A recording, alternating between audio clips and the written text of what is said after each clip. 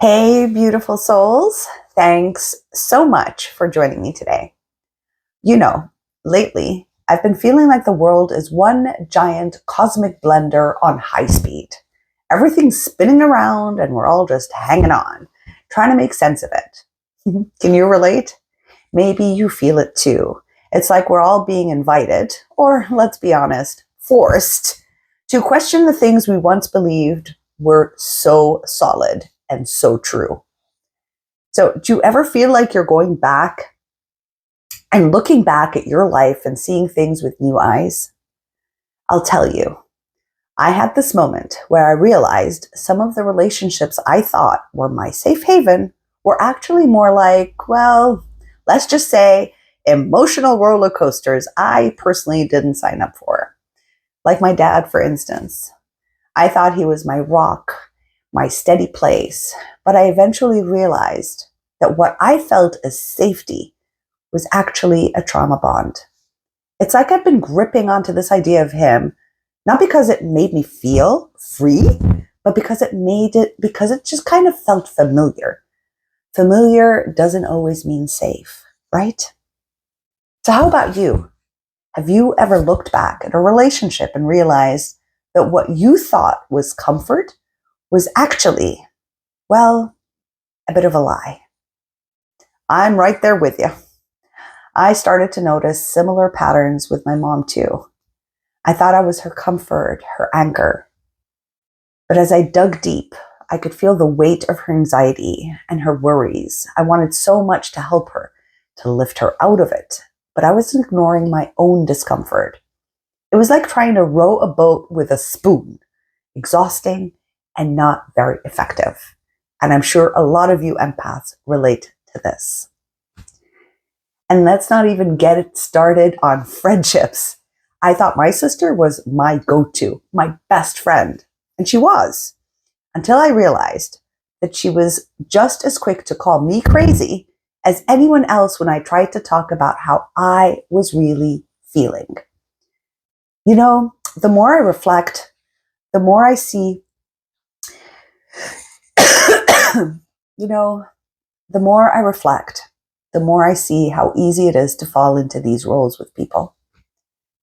We stay in these patterns telling ourselves, it's fine, everything's fine. Meanwhile, our bodies are practically screaming, oh no, it's not fine. Does that ring true for you? Maybe you've noticed the same thing too, how your body feels around certain people. Whose little whispers that say, those little whispers that say, hey, maybe this isn't right. For years, I ignored that. But once I started paying attention, I couldn't deny the truth anymore. I was feeling tension around people who were emotionally immature. And that tension was my body's way of saying, this is draining you, Rain. So here is what I've learned. When you start listening to your body, you can tell who brings you peace and who brings you stress. It's like having a built-in GPS system that only wants to take you towards peace, but you have to be willing to hear it. So start noticing your body's reactions around different people. Do you feel light and happy? Or is there a heaviness and a need to smile and pretend? So many of you empaths can relate to this. The pretending to be fine. And let's bring a bit of humor into this. I mean, life's already freaking serious enough, right? Once you start seeing your patterns, you might find yourself having a bit of a laugh. Like, oh, whoa, I thought being the peacemaker was a lifelong role I signed up for. That's adorable. I've had plenty of these moments myself. Sometimes it's easier to laugh than cry, but both, trust me, are fully valid. So, if you're feeling a little unsure where to start, here I've got your back. Don't worry about it. I've got a few things that helped me personally go through this journey. First one, meditations. Just 5 minutes. Think of it as your morning check-in. How are you feeling? This was helpful to reconnect with yourself in such a simple way. You can reconnect with yourself through meditations because you're going back into stillness and you're trying to reassociate yourself back to the body.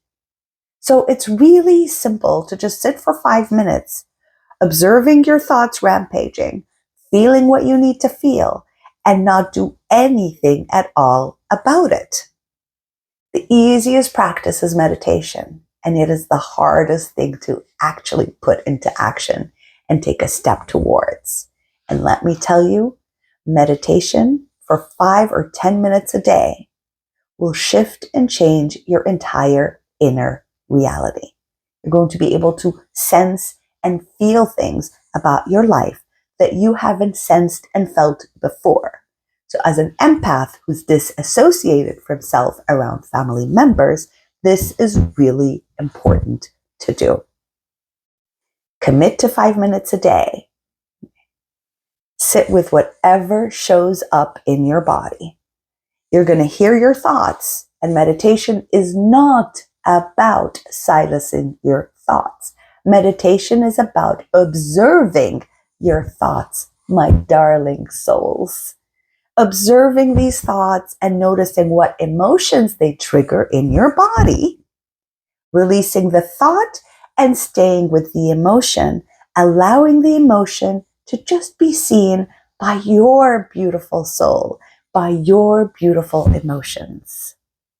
So take up meditation. It really helps. I'll talk a lot more about it, and you can try out my meditations that are on my channel. The second thing you can do, you can journal about your day. I know. It sounds like another to-do, but trust me, it works. It really works. Just jot down a few thoughts about how certain people made you feel that day. You'll start seeing patterns, and it'll become so clear where you might need to make adjustments. So when you want to sit with yourself and jot those down, you're not trying to figure anything out. You are just associating back to yourself.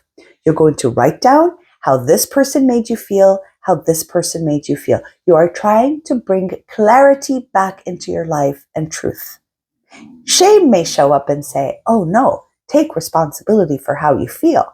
And that is fine, because journaling is exactly that. You are trying to understand how your body reacts to certain people because you've been so disassociated with yourself that you want to give your body the freedom, okay, and your conscious awareness the freedom to jot it down on paper. You're not confronting anyone. There's no fear here, right? You are writing it down. You might notice the body going into fear. You're going to write it down so you can confront and see the truth of how certain people make you feel. Not that you're going to do anything about it other than conscious awareness, so that you can still stay associated to yourself while you are in the presence of those that do not make you feel comfortable with yourself, and to reassociate with who you actually are, so that you can actually start to feel yourself and feel like, oh, I know who I am inside. I know how I feel around certain people, and it's okay to feel those things because, my loves, you are catering to your beautiful self right now. And here's the third one. Find joy in the little things. Honestly, sometimes healing means just doing something silly. Forget the whole healing idea. Just do something silly. Put on your favorite song and dance around your room. Watch a show that makes you laugh until you start to cry, right? Life is hard enough. We have to make peace for the little moments that make us feel alive. And this is so important. I mean, it is too serious. Everything's too serious, too dramatic. Just lighten your mood up. You don't have to lighten anybody else's mood up. You have the freedom to light up your mood. So think of the ways in which you can light up your mood just slightly, just enough where you can feel safe enough within your body to have a coherent, logical way to move about with the next step. So definitely here too, you can put some music you love and just move your body and dance. It could be a sad song, which allows you to express how you feel while still moving the body and giving yourself permission to express it through the words of the song that actually resonate with your vibration at that moment in time. And if you're ready to take this even deeper, I'd love to support you. You don't have to figure it all out alone, and I'm here as a transformational coach to help unravel some of these old patterns with a mix of humor, honesty, and empathy. My info's in the description below if you'd like to work together. And before you go, leave a comment below and let me know this. What's one truth you've recently had to face about a relationship in your life? We're in all this together, beautiful souls, and there's so much healing in sharing your experiences. So I want to thank you so much for being here and for being brave enough to look at the hard stuff with such grace and humor. And remember, freeing yourself is a journey, not a destination. And hey, if you ever find yourself talking to yourself in the car or crying over a bowl of ice cream, just know you're in good company. We're all going through it. Here's to staying true to ourselves and to the beautiful, messy, wonderful journey we're all on planet Earth. So I love you so dearly, and until next time, take care and be kind to yourself, my dear ones.